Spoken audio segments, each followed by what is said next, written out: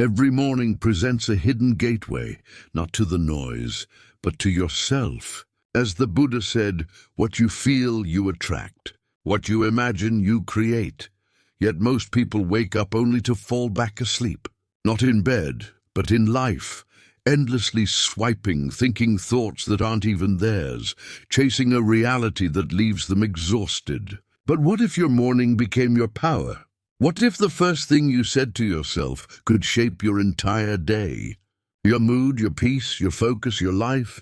In this video, you'll discover 5 essential truths to tell yourself every single morning, rooted in timeless Buddhist wisdom, emotional awareness, and deep spiritual transformation. 1. I am not my thoughts. I am the silent observer watching them.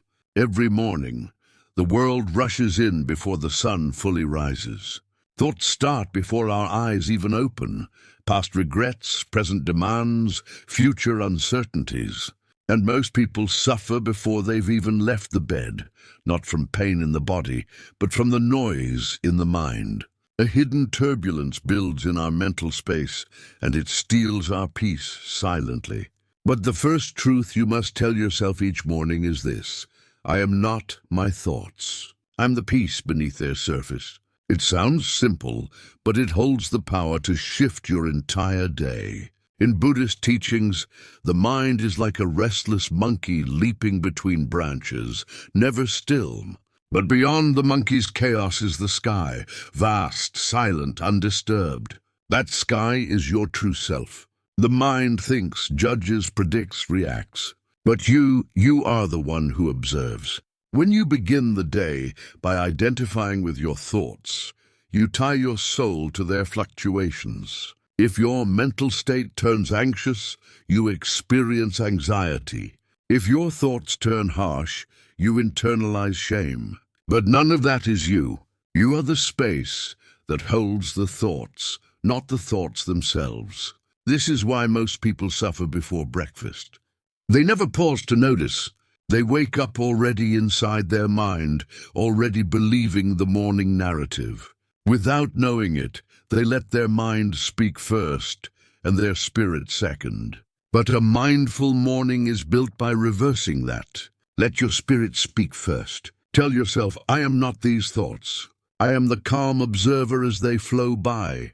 This truth changes everything. Because once you create that space, just a moment of awareness, you're no longer trapped in the storm. You are sitting beside it calmly, like a monk beneath a Bodhi tree, unmoved by the wind. When you observe instead of react, you give yourself the gift of choice. You are not the voice in your head. You are the awareness that hears it. And the more you rest in that silence, the more power you reclaim. So tomorrow morning, before the world has a chance to enter your mind, pause. Position yourself at your bedside. Close your eyes, breathe in, and speak this quietly to your heart. I am not my thoughts. I am the silence beneath them. 2. Everything I need is already within me. In the early hours, when the light is still soft and the world is just beginning to stir, a quiet illusion takes hold, a quiet lie that whispers, you lack what you need. It arrives before your feet touch the ground, a thought that says, you should transform more, succeed more, validate more. And in that moment you begin to chase. But before the first step of the day is taken, remember this truth: all that I need already lives within me. Buddhism teaches that suffering begins the moment we believe something outside us will complete us. The moment we forget our wholeness, we start grasping at accomplishment, praise, connection, confirmation. It becomes a loop. We run toward things thinking they'll fill an inner emptiness, only to find that the more we run, the more distant peace becomes. Because peace cannot be found in things. It is already there, like quiet water below churning waves. In the morning, this illusion of lack is strongest. It's in the scroll through other people's lives, in the mental checklist of all you haven't done yet, in constant comparison, doubting yourself, the need to be better. But when you pause and speak to yourself, everything I require is already within, you break the spell. You return to sufficiency, not the sufficiency of ego, but the knowing of soul. Imagine a seed. From the outside it looks small, insignificant, but within it lies the potential of an entire forest. You are that seed. And yet most people forget. They seek light outside without realizing the sun also rises within them. When you're rooted in your own enoughness, you walk through the world not as a seeker but a provider. You don't chase love, you embody it. You don't seek worth, you express it. So each morning before the noise begins, return to this truth. Rest your hand over your heart. Close your eyes. Breathe gently and remind yourself, all that I need already lives within. 3. Nothing beyond me can disrupt my inner calm. A tranquil force lives in your core, a strength not born from force, but from stillness. Each morning the world begins to stir with confusion, disturbance, requirements, assumptions. Some will come with anger, some with judgment. And without awareness you absorb it. But here is a truth that can change your entire day.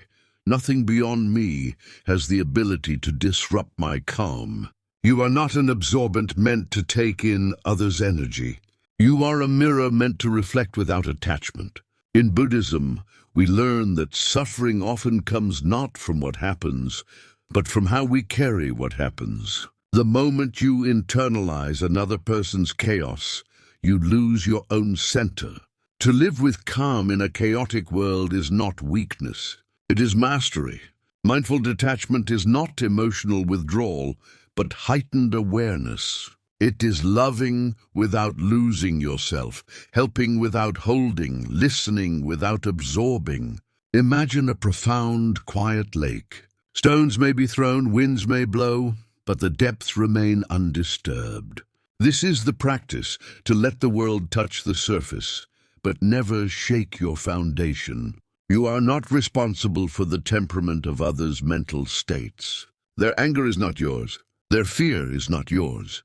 What defines you is how you return to yourself after being pulled. Each morning you get to choose. Will you take on the world's heaviness or flow through it with stable tranquility? Say to yourself gently, nothing external holds power over my inner stillness. 4. Today I embrace presence instead of pressure. Most people wake up already running, not with their feet but with their mind. The pressure begins before the eyes fully open. Tasks to complete, messages to reply to, responsibilities waiting like an army outside the bedroom door. This is the truth to carry into the start of each day.